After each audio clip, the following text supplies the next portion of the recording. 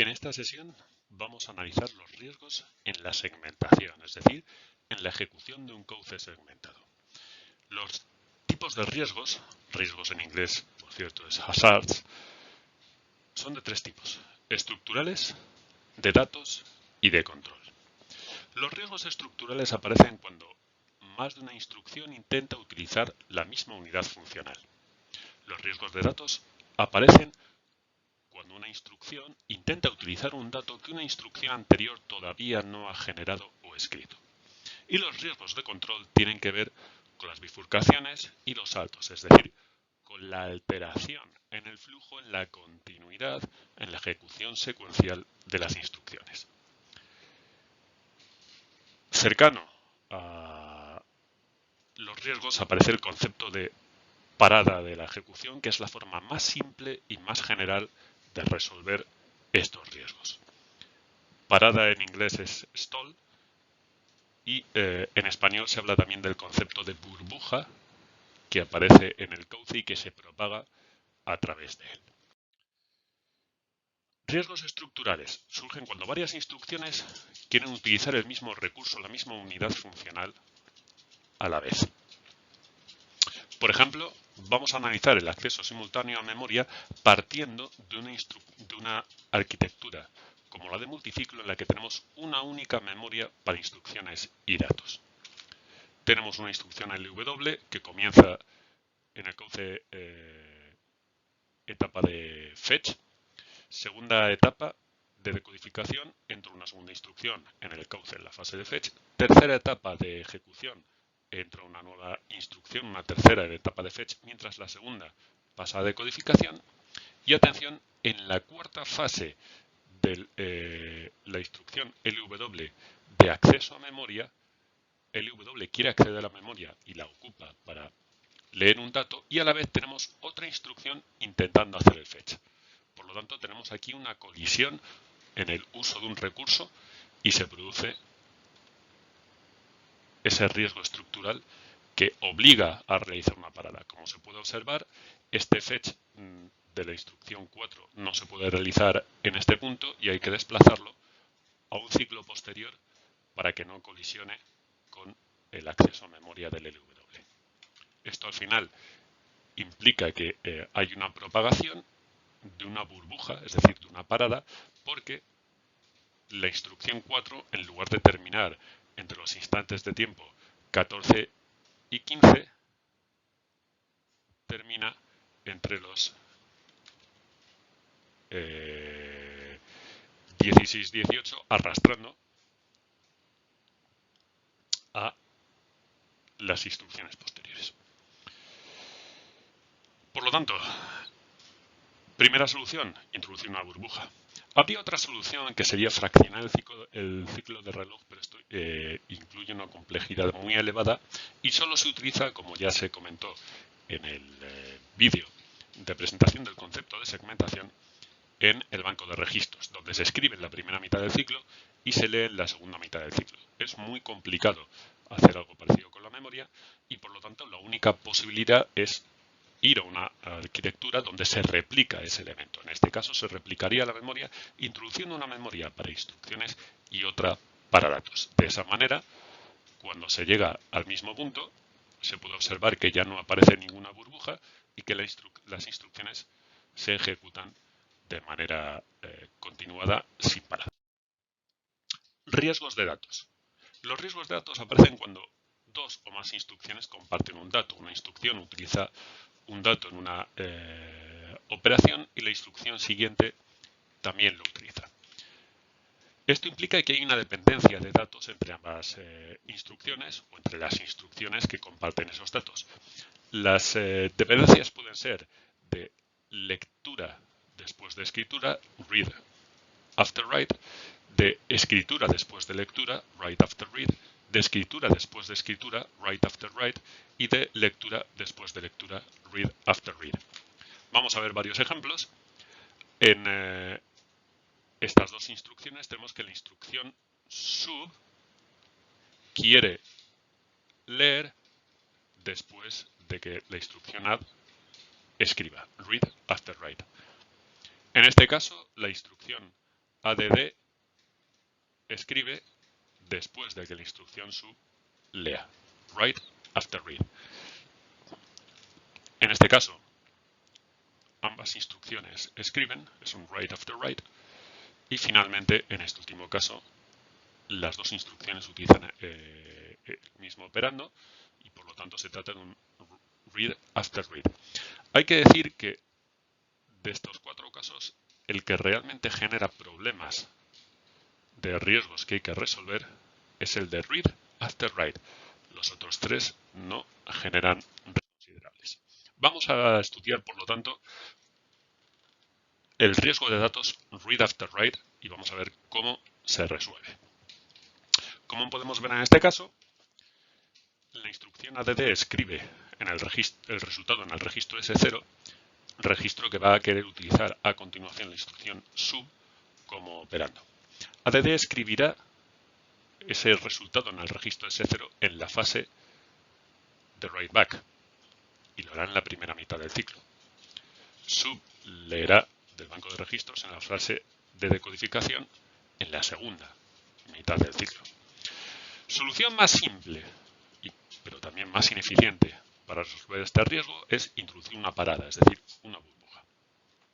Así podemos ver que la instrucción add va avanzando y claro, en el momento en que entra en la instrucción sub y necesita de ese dato en la fase de decodificación, dado que no se ha llegado a la fase de escritura de resultados, ese dato no está disponible y por lo tanto se produce una parada, como se puede observar,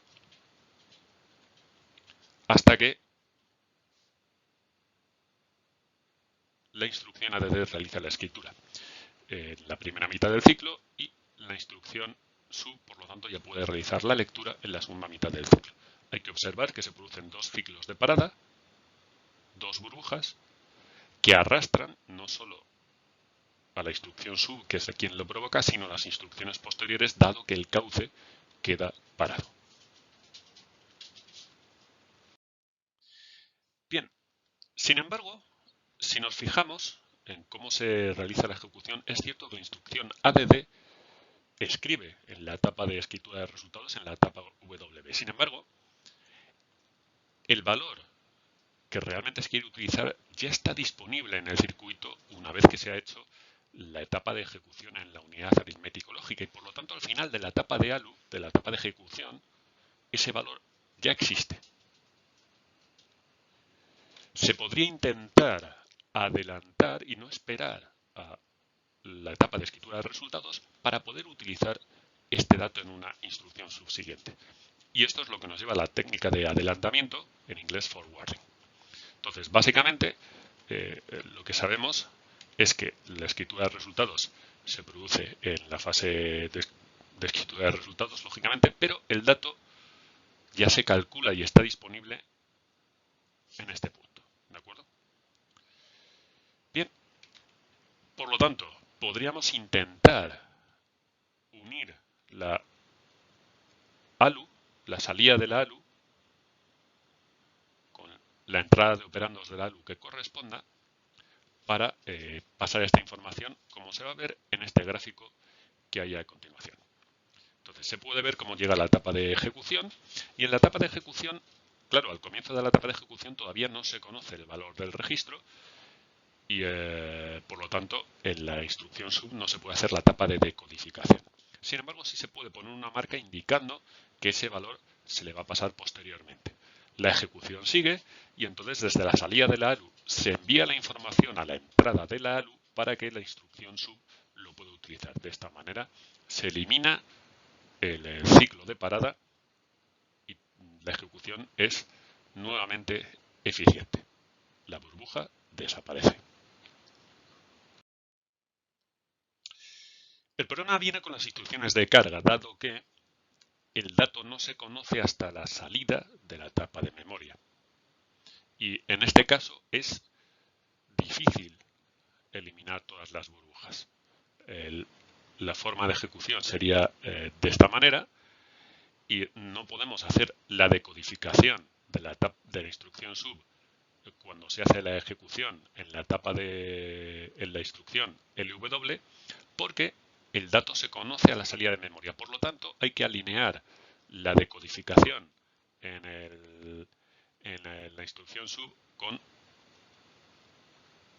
la etapa de memoria en la instrucción LW, que es donde se conoce esa información. Desde la salida de etapa de memoria ya se puede establecer un cortocircuito hasta la entrada de la ALU, pero esto implica que hay un ciclo de parada que no se puede eliminar. Una forma también de eliminarlo sería introducir otra instrucción que se ejecute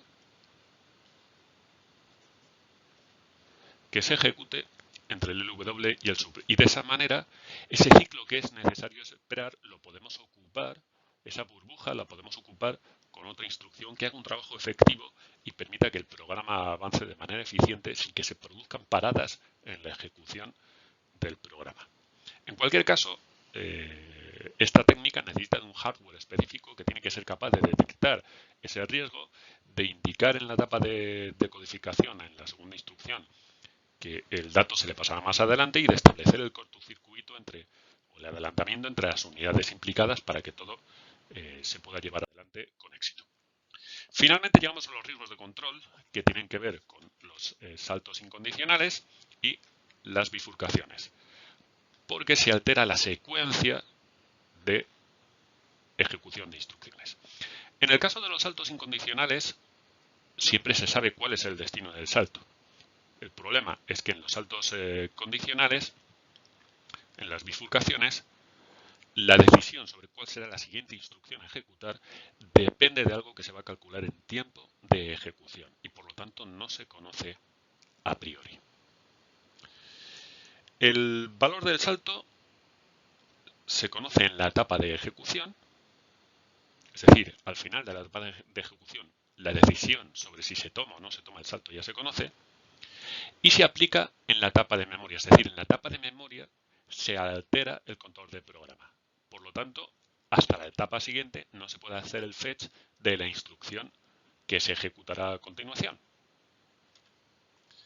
Por lo tanto, hay que controlar el valor de la condición del salto, la dirección del salto y actualizar el control de programa. ¿Posibles soluciones para esto? La de siempre, la más sencilla, que es introducir bloqueos o paradas del cauce. Una segunda opción es utilizar predicción, tanto estática como dinámica, es decir, tratar de predecir en qué va a consistir el salto.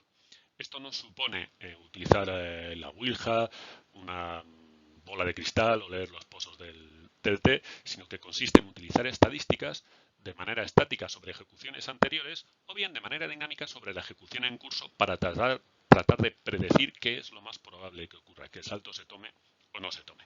Finalmente, también está la posibilidad de retardar el efecto utilizando una técnica que se llama de salto retardado.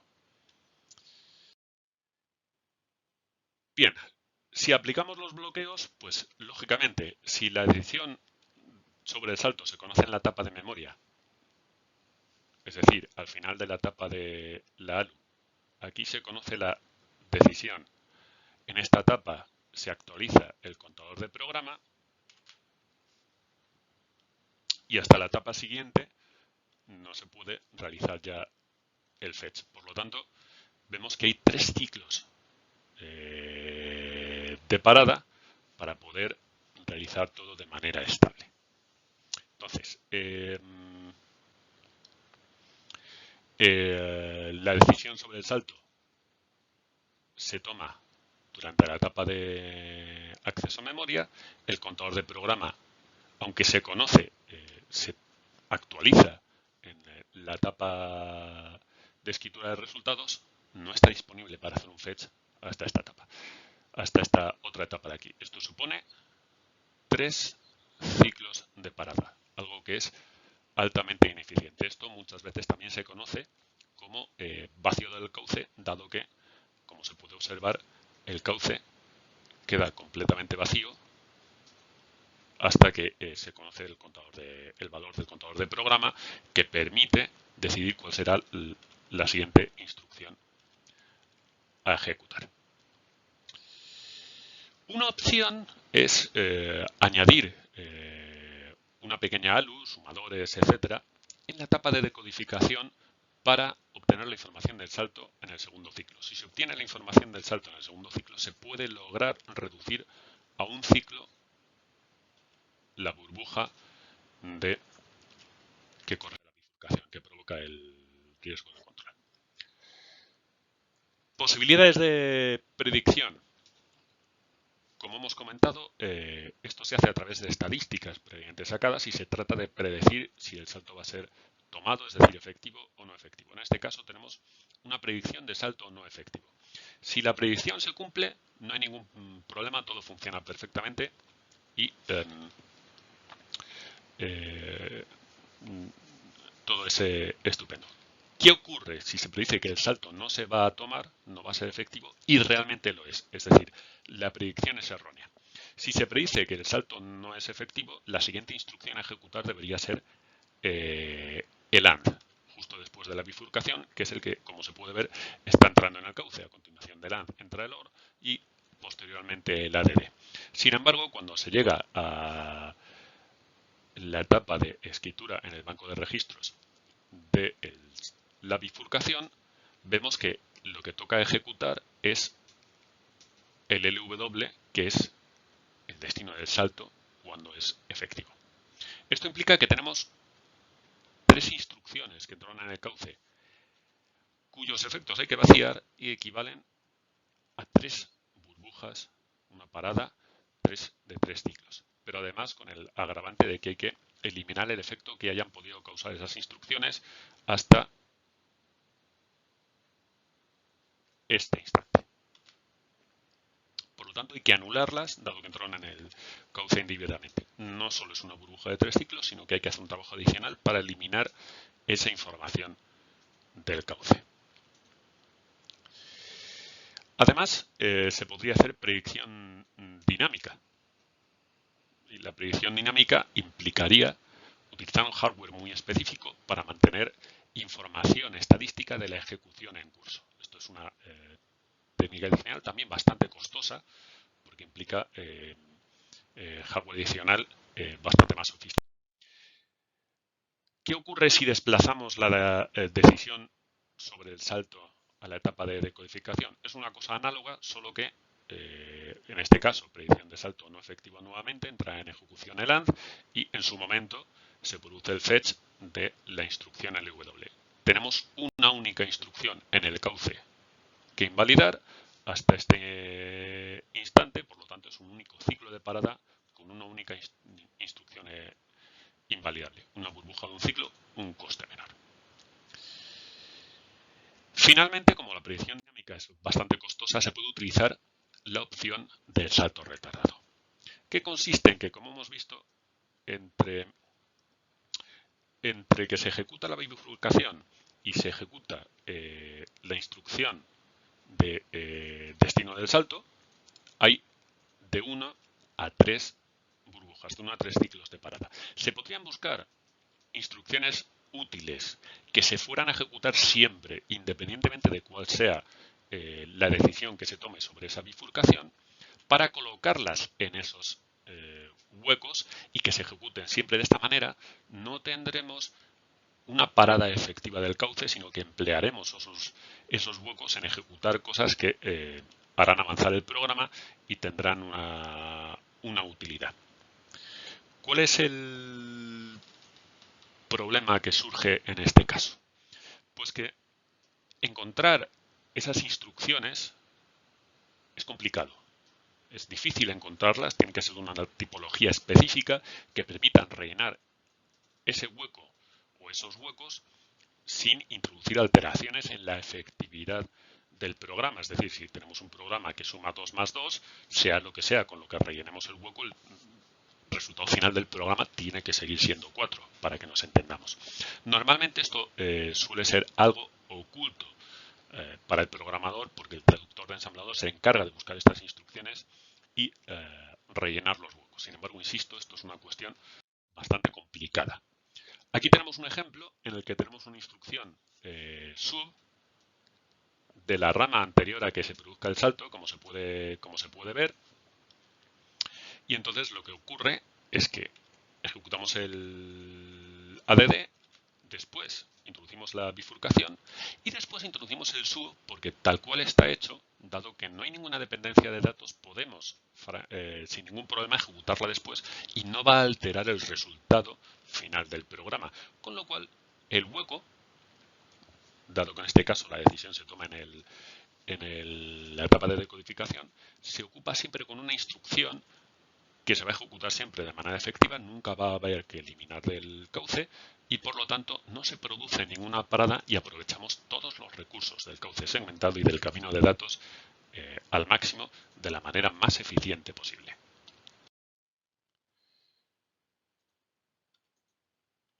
En este caso, si el salto no es efectivo, tampoco pasa nada, lo que después habría que ejecutar es el AND y entre medias del BEQ y el AND ejecutamos el SUB como corresponde a esta secuencia, a este programa, sin también ningún otro problema. Con esto quedarían resueltos también con esta técnica de salto retardado los riesgos de control en la ejecución de bifurcaciones.